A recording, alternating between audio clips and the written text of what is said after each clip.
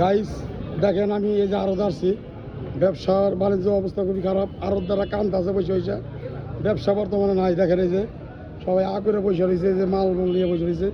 অবশ্য আমি মাল কেনার জন্য আসছি, কিন্তু মাল নাই বুঝছেন, মাল দাম বেশি যায় বুঝছেন।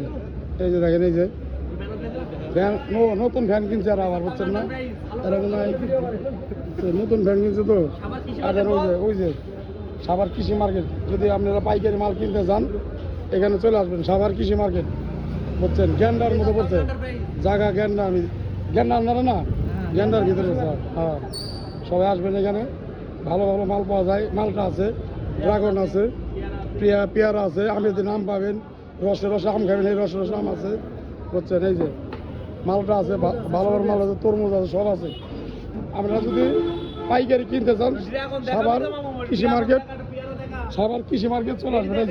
এই যে দেন ড্রাগন লাল, এই যে মালটা, আজকের মালটা বেশি ভালো না অবশ্য, তা আপনাদের দেখাই দিলাম বুঝছেন। এই যে দেখেন এই যে পেয়ারা ভালো না, পেয়ারা বড়, পেয়ারা ভিতরে পোক বুঝছেন। এই যে